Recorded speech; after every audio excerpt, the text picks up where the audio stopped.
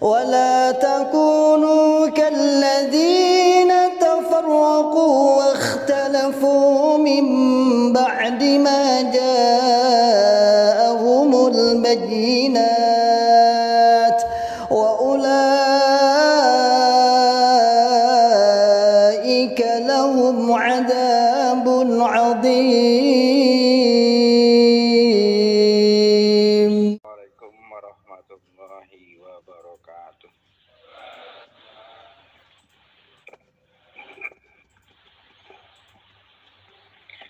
Alhamdulillahirabbil alamin. Asyhadu an la ilaha illallah wa asyhadu anna Muhammadar Rasulullah sallallahu alaihi wasallam wa ala alihi wa sahbihi amma ba'd. Pertama-tama saya panjatkan puji syukur kehadirat Allah yang mana pada hari ini saya bisa sambung di kelompok baru ya. Baru sampingan dari kelompok 6 Pak ya. Dari kelompok 6 alhamdulillah walaupun awal saya ke sini Allah paring ujian, keluar rumah hujannya deras minta ampun. Basah kuyup saya bajunya. Termasuk pengantar saya juga basah. Nyampe di sini Google Map-nya menunjukkan jalan yang di belakang itu sana itu. Jalannya agak mepet, ada lubang got. Gede banget, dipaksain tadi, jangan dipaksain. Kalau dipaksain ngejeblos malah nggak bisa balik kitanya. Telepon Pak Gandhi, alhamdulillah ternyata jalannya agak ke depan lagi, mundur, putar balik, alhamdulillah sampai di sini. Itu semua atas pewaring Allah. Tanpa ada pewaring Allah tadi maksain lubang aja 2 kali, kalau memang nggak diizinkan Allah jeblos mobilnya, masuk got. Udah manggil orang pasti itu, minta tolong manggil orang untuk ngangkat gitu ya. Ya alhamdulillah Allah masih paring, diselamatkan, jadi bisa sambung sini. Untuk itu saya ucapkan syukur, alhamdulillahirabbil alamin. Selanjutnya Bapak-bapak, Ibu-ibu, kita menetapi agama yang hak ini tentunya melalui para perantara agama. Tanpa adanya para perantara agama, kita tidak bisa mengenal agama yang benar yang mana, yang kayak apa. Beliau-beliau berjuang dengan susah payah, mengorbankan jiwa dan raganya, hartanya juga dikorbankan untuk bisa menyampaikan agama yang hak ini. Alhamdulillah kita kecipratan hidayah, kecipratan dari jerih payah para perantara agama bisa mengenal agama yang hak ini. Untuk jasa para perantara agama, tak lupa pula saya ucapkan syukur dengan ucapan syukur alhamdulillah jazakumullah khairan. Selanjutnya Bapak-bapak, Ibu-ibu, atas perhatiannya, atas ketaatannya, bisa mendengarkan sedikit nasihat agama. Sebenarnya saya nggak pantas gitu, kalau suruh nasihat. Di sini banyak para senior gitu kan ya, yang sudah lama menetapi jamaah. Karena orang yang nasihat itu berat, kenaan dalil kabura maktan maaf dilupakan. Berat bagi orang yang berkata tetapi tidak bisa menjalankan apa yang dikatakannya, apa yang dinasihatkannya.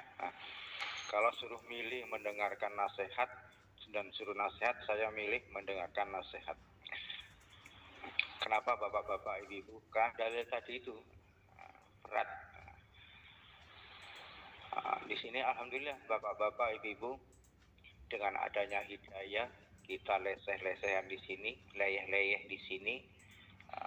Dengan adanya cuaca yang hujan, kalau di rumah enak kita seruput segelas kopi ya, pisang goreng, ya, aduh enak banget, hangat lagi, enak banget gitu, rasanya enak. Tapi Allah menggerakkan hati kita untuk bisa menetapi amrin jami ini. Untuk itu pada bapak-bapak, ibu-ibu, mas-masnya, mbak-mbaknya, saya ucapkan syukur pula dengan ucapan syukur. Alhamdulillah, jazakumullah khairan. Sampai jam 10 Pak ya. Kedinginan Pak. Jam 10. Busa juga ini. Wah. Tadi berangkat dari rumah perkiraan nyampe di sini itu jam 8:30 kurang. Tadi dilihat di Google Map cuman 15 atau 20 menit nyampe. Tapi Allah paring kepada saya untuk setengah jam jadinya. Banget gitu kan. Orang nasihat itu berat Pak. Orang jamaah itu tidak ada namanya pelatihan untuk nasihat, enggak ada. Rata-rata semuanya otodidak. Memberanikan diri. Kalau sudah ditunjuk amal soleh, nasihat, mau nolak gimana, perintah, gimana ya? Mau ngikutin juga nyampe di atas kadang-kadang keringetan, walaupun hujan-hujan keringetan, panas apa-apa? Enggak Pak, grogi, keringetnya gede-gede sebiji kacang gitu. Dulu saya pernah Pak, waktu masih bujang, masih remaja itu disuruh nasihat oleh Pak Yai kelompok. Amal soleh Mas nasihat, baru itu bayat itu baru seminggu atau 2 minggu gitu nih. Suruh nasihat. Wah mau nasihat apa Pak Yai? Udah pokoknya nasihat. Bingung Pak. Cuman di atas, Assalamualaikum warahmatullahi wabarakatuh. Dengan gemetar, Assalamualaikum ya. Yang di bawah itu udah pada senyum, ada yang cekikikan gitu ya. Ya udahlah biasa. Diem lama itu Pak, diem. Apa yang dia saya ngucus keringetnya, ambil tisu gini. Wah gimana ya, grogi banget udah nggak bisa nasihat. Ya keluarga ya 5 bab juga gitu. Alhamdulillah sampai sekarang sedikit-sedikit bisa terbiarkan hanya nasihat agama. Alhamdulillah jazakumullah khairan kalau Bapak Ibu. Saya diamanati tuh terobos ke kelompok 9 mewakili Pak Yai daerah, pengurus daerah, karena beliau tidak bisa dalam satu waktu bisa menyambungkan kepada satu-satunya jamaah. Untuk itu pengurus daerah semuanya digerakkan untuk menyambungkan beliau kepada satu-satunya jamaah yang ada di daerah Bekasi Timur, dan khususnya saya menyambungkan beliau di kelompok 9 Teluk Bujung. Ini baru tapi sudah punya aula gede Pak ya, syukur banget ya. Tadi saya kaget juga, kakaknya juga banyak ya, melebihi kakak dari kelompok 1 Mas ya. Kelompok saya, tempat saya sambung sedikit banget ya. Di sini banyak, alhamdulillah Allah paring. Jadi bapak-bapak, ibu-ibu menetapi jamaah ini semuanya atas peparing Allah. Tanpa adanya peparing Allah kita tidak bisa menetapi agama hayat ini. Untuk itu kita harus bersyukur. Syukur ini selalu diingatkan oleh para pengatur kita. Kenapa bapak-bapak, ibu-ibu? Karena kalau kita bersyukur nikmatnya akan ditambah. Tapi kalau kita tidak syukur, Allah mengingatkan siksaku amat pedih. La in sakartum la zidannakum wa la in kafartum inna adzabi lasyadid. Jadi untuk itu bapak-bapak kita harus kewalahan syukur bisa menetapi agama yang hak ini. Untuk itu selaku orang iman, selaku orang Islam, karena kita sudah menetapi amrin jami'in, sami'na matokna mastatokna, apa yang diperintahkan oleh uli amri, oleh Bapak Imam kita satu-satunya jamaah supaya selalu tetap menetapi, memerlukan dan mempersungguh 5 babnya, ngajinya, ngamalnya, belanya, sambungnya, dan juga taatnya. Ini semuanya dikerjakan karena Allah, niat karena Allah, mukhlis karena Allah, bukan karena siapa-siapa. Itu sudah dijamin surga. Karena untuk merumuskan program tersebut tentunya harus memiliki ilmu yang banyak. Pengatur kita memiliki ilmu yang banyak, makanya bisa mengurutkan, bisa menyusun program itu untuk sebagai pedoman kita bisa menetapi amrin jami'in, menetapi jamaah ini. Alhamdulillah, jazakumullah khairah Bapak Ibu.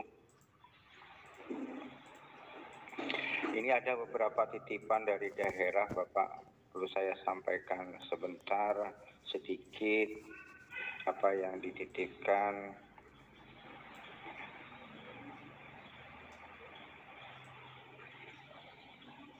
Yang pertama adalah mengingatkan pembelaan pembangunan daerah. Insya Allah tertib Pak ya, pembangunan daerah ya. Yang ada 2 poin, yang 10% dari isrun itu untuk pembayaran hutang. Untuk pembayaran hutang daerah, khususnya pada pembelian tanah sabilillah dan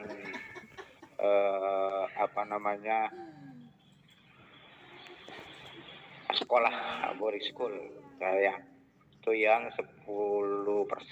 Sedangkan untuk pembangunan dan kegiatan yang lainnya adalah yang sudah di kelas-kelas, diklasifikasikan gitu.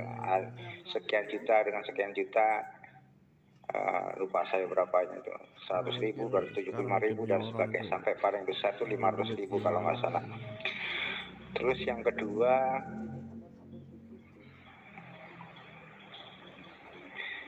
ini untuk kesejahteraan ukhra mubalekot disesuaikan dengan ketentuan yang baru.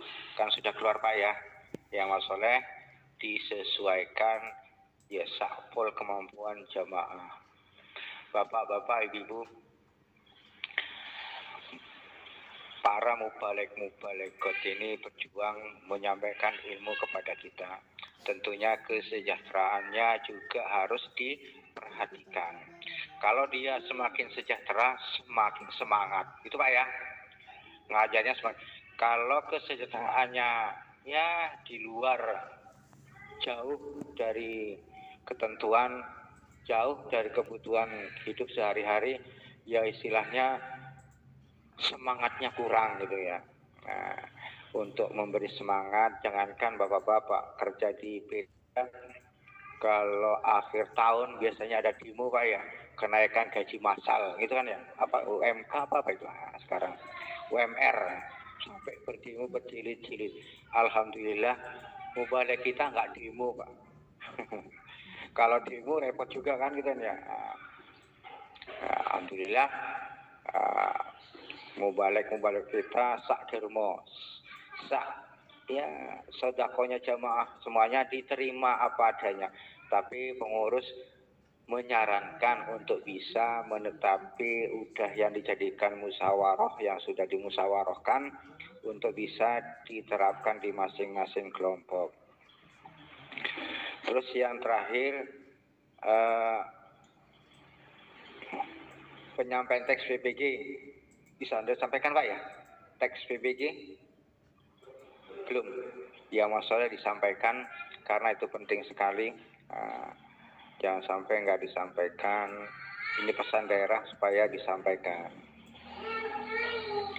Alhamdulillah, jazakallahu. Terus sedekah bapak-bapak, ibu-ibu, sedekah silakan, yang belum sedekah nanti akan saya bawa buat laporan saya kalau saya turba. Rata-rata tadi saya dengar WA dari teman-teman sejawat, teman-teman pengurus daerah itu banyak yang kejebak Pak. Di jalan jebak, udahnya berjalan, tengah jalan jebak, jadi nggak bisa meneruskan karena saking derasnya hujannya. Mungkin banyak yang ketunda. Gitu. Alhamdulillah, jazakallah, saya bisa sampai di sini. Di kelompok saya Bapak Wakil KI daerah sudah nyampe, ya untungnya udah nyampe. Kalau nggak nyampe juga terusnya minta ampun di Duren Jaya. Alhamdulillah, jazakallah. Selanjutnya bapak-bapak, ibu-ibu, nasihat saya, ditutup saya menyambung nasihat Bapak Amir memperkuat teks bulan ini, yang salah satunya adalah masalah meningkatkan kewajiban ibadah kita kepada Allah dalam tahun 2024. Bapak-bapak, ibu-ibu, sesuai dengan dalilnya tahun yang sekarang itu lebih jelek dari tahun yang kemarin. Intinya bapak-bapak, ibu-ibu, kita berusaha walaupun dalilnya mengatakan seperti itu, tapi kita pengurus kita mengingatkan kita satu-satu jamaah supaya menertibkan ibadahnya, memperlancar ibadahnya.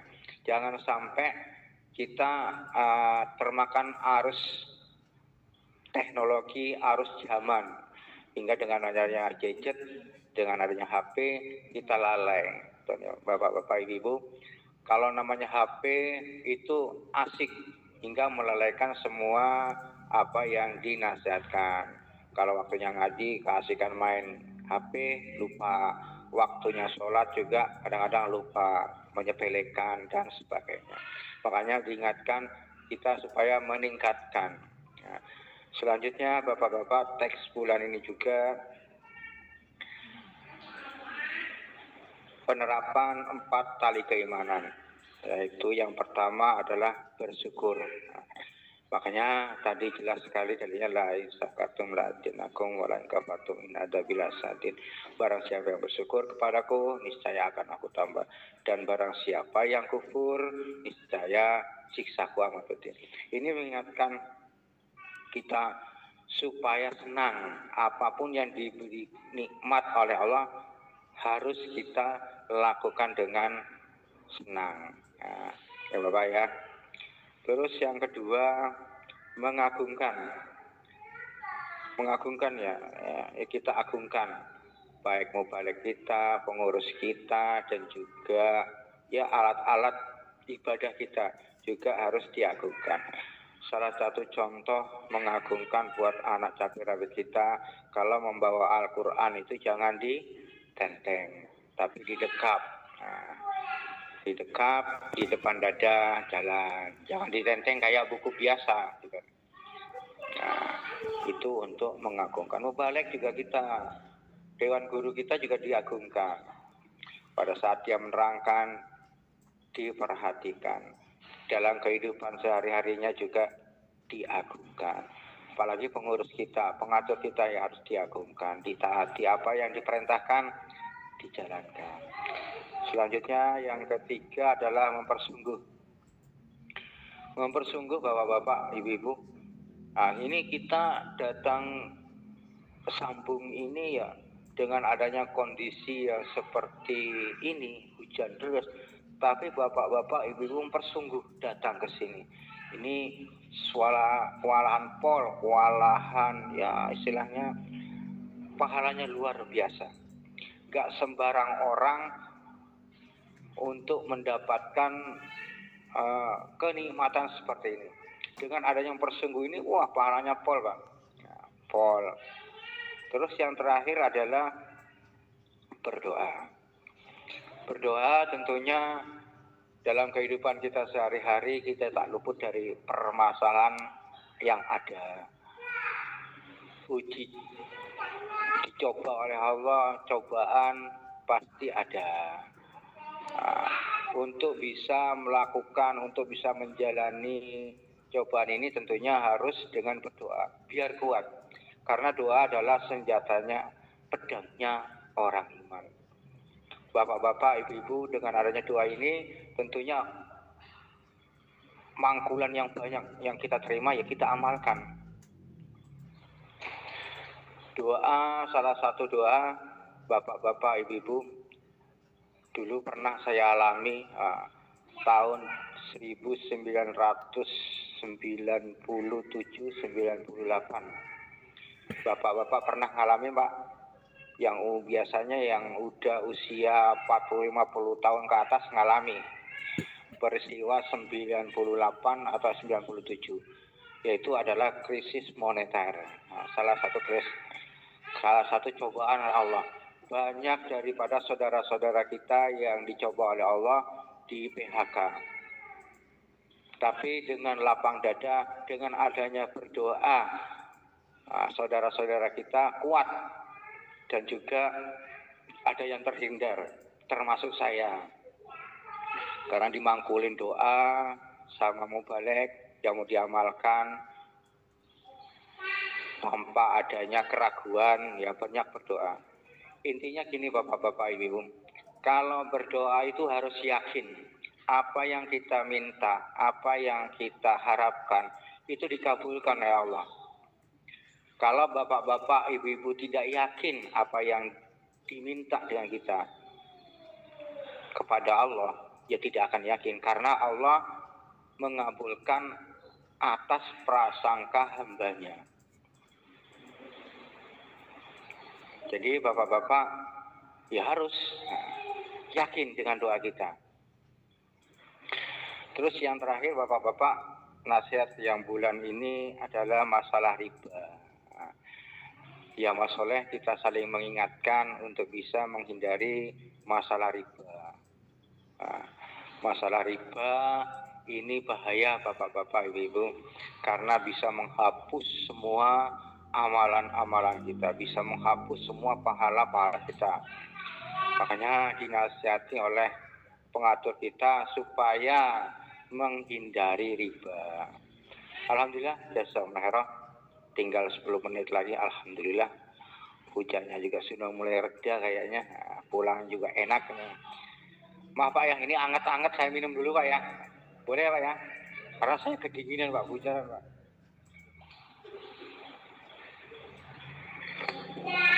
Alhamdulillah, seger Pak.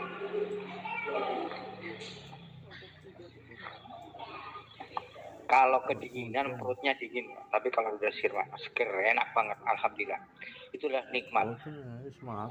Sekali lagi bapak-bapak, ibu-ibu, kita menitik beratkan pada 5 bab yang poin ketiga. Gamal Pak.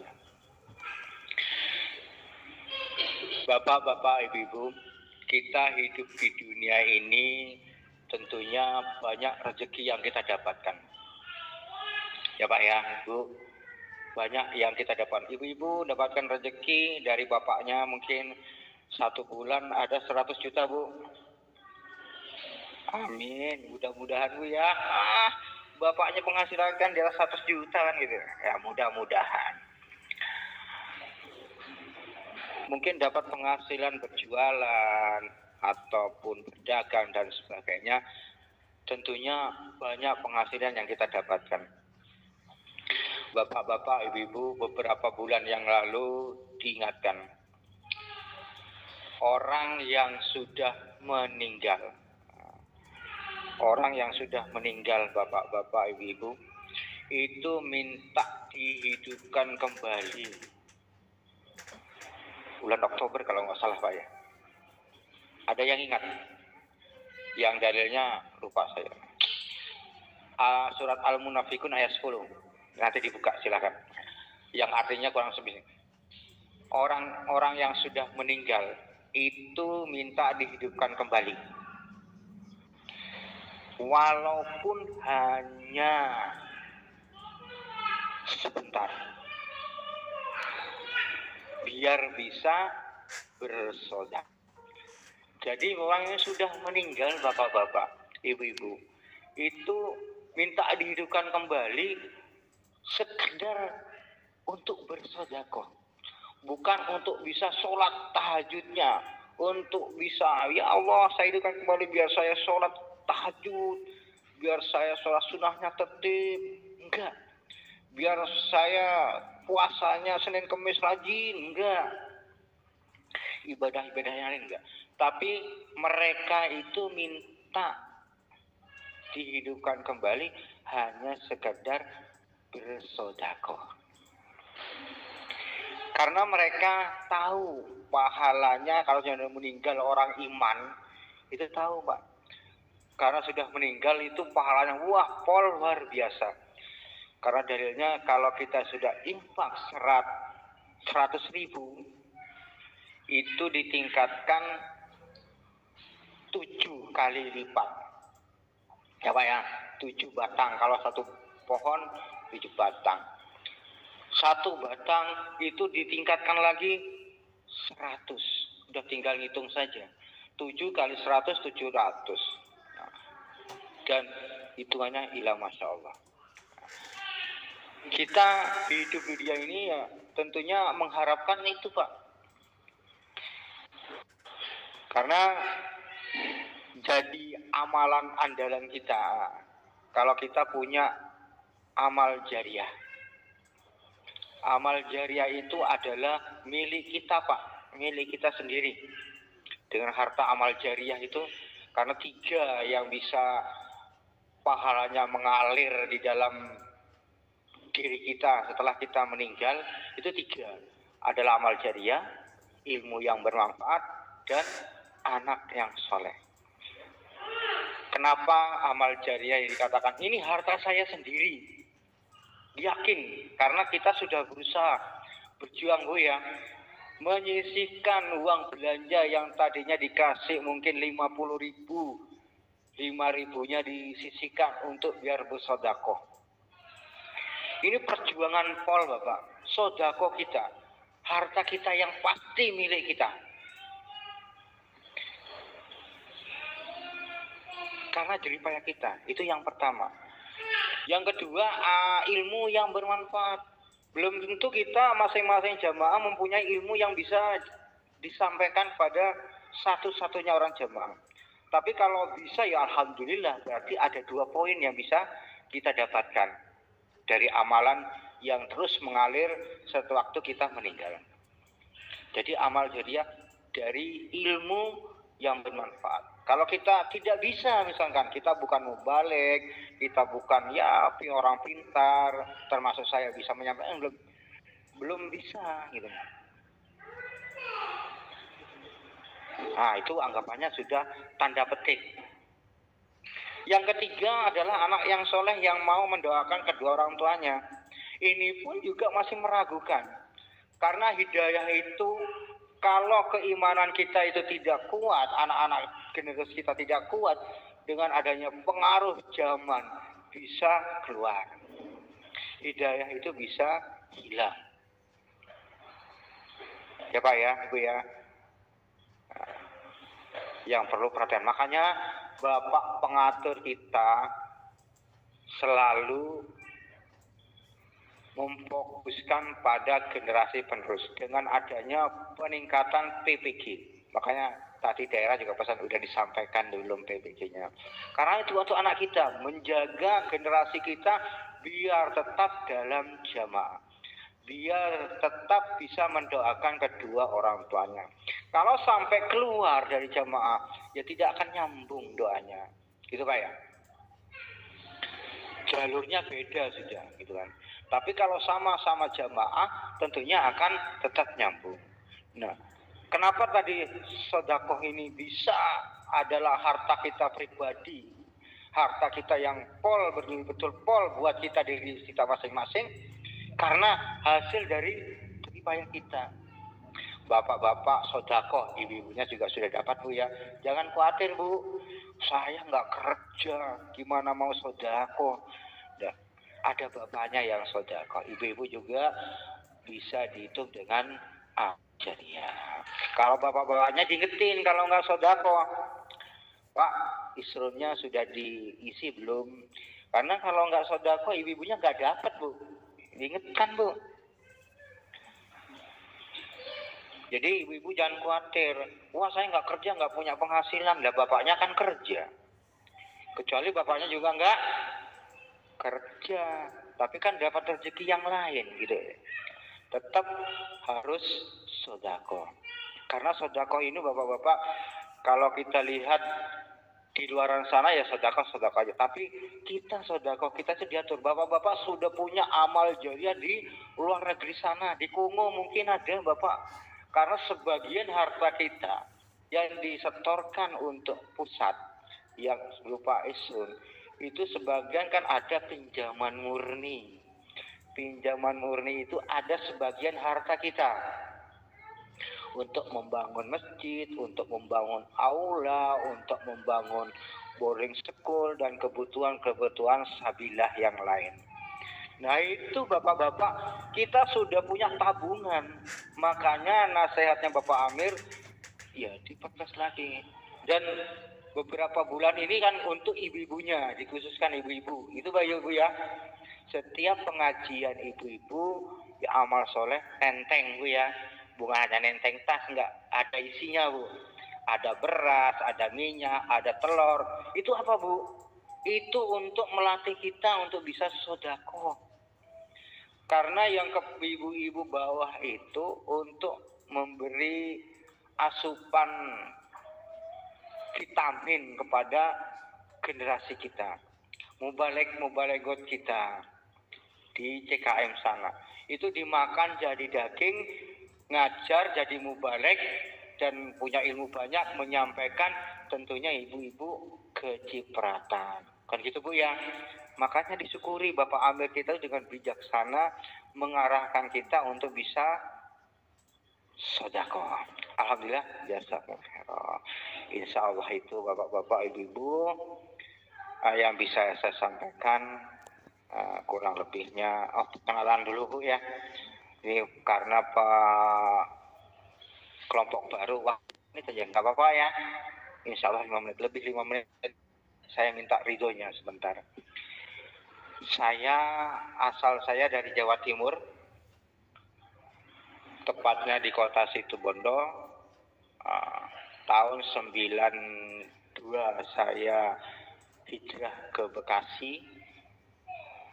93 tanggal 20 Desember 93 saya dibaiat. Rencananya saya ke Bekasi atau ke Jakarta itu mencari maisah, mengadu nasib untuk mendapatkan maisah. Kata orang-orang di ibu kota itu gampang nyari kerja. Hijrah ke Jakarta, saya ngelamar Pak. Lamaran kerja saya itu bikin lamaran ada kali ya kalau lebih 50 atau 60 lembar gitu. Amplop satu pun tidak ada yang nyantol Pak. Ternyata susah. Jadi nggak segampang orang yang diucapkan orang, diberitakan orang. Alhamdulillah saya dapatkan hidayah. Dapatan hidayah tanggal 20 Desember 93 saya dibaiat. Ternyata yang setumpuk tadi Pak, lamaran saya ke PT-PT itu Pak, itu panggilan banyak sekali Pak. Jadi cantolan dari Bapak Amir itu ternyata benar. Kalau kita beli sapi pasti dapat talinya. Tapi kalau kita beli tali tidak akan dapat sapinya. Ternyata cantolan itu masuk Pak di hati saya Pak. Wah iya ya. Saya yang kesini tuh untuk mencari kerja tapi saya mendapatkan hidayah. Dari kerja ke sana hampir dari 92 ke 93 itu setahun Pak. Cari kerja sama kontang panting nggak ada yang dapat. Tapi semenjak dibaiat ternyata gampang cari kerja.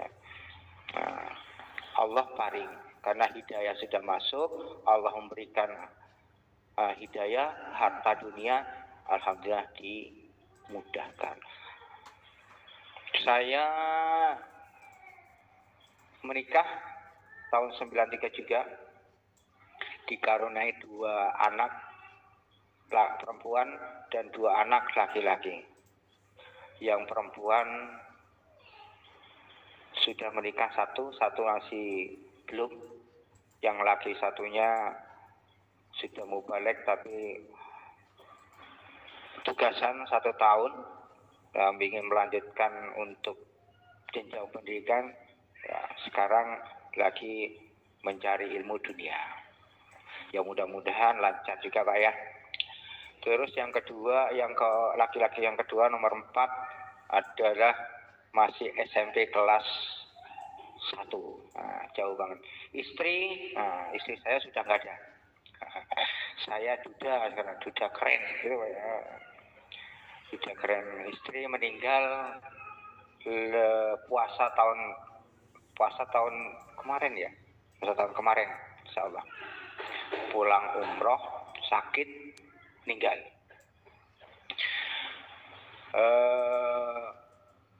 Saya sambung di kelompok 1 Durenjaya. Ini Pak Abdullah ada di sini yang pernah tinggal satu kelompok dulu.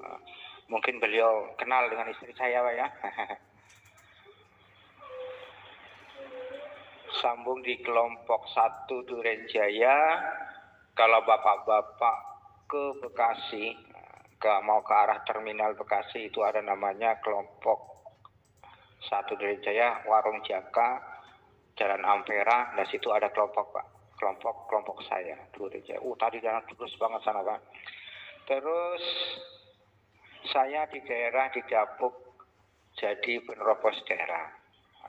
Jadi penerobos daerah sebenarnya ketimpahan tuh, Pak. Maaf, saya cerita sedikit saja.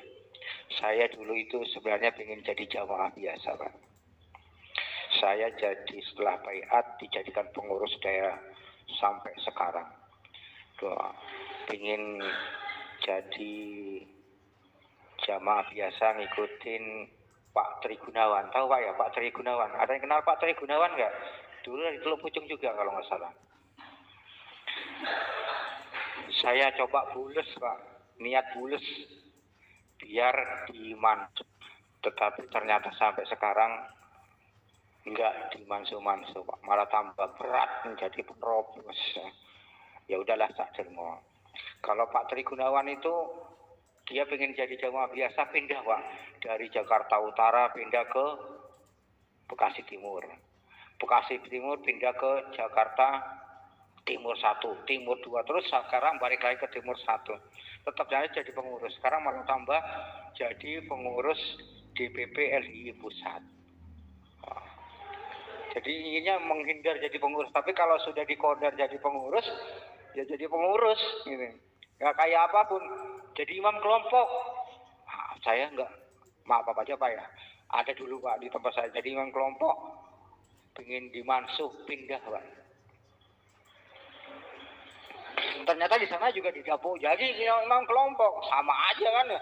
Sama aja. Pindah kemanapun, kalau surat takdirnya sudah tulisannya pengurus, ya dimanapun berada pasti pengurus. Itu kodarnya sudah.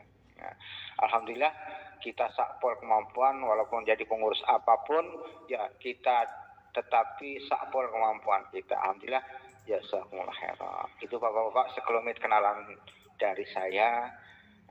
Insya Allah mudah-mudahan nasihat yang saya sampaikan yang sesuai dengan Quran, hadis, amal soleh diterapkan di rumah masing-masing, di hati masing-masing. Yang nyimpang dari Quran hadis datangnya dari saya. Amal soleh dibuang jauh-jauh. Alhamdulillah, ya sama semuanya ilham dari Allah, kita kembalikan kepada Allah. Alhamdulillah rabbil alamin. ولا تكونوا كالذين تفرقوا واختلفوا من بعد ما جاءهم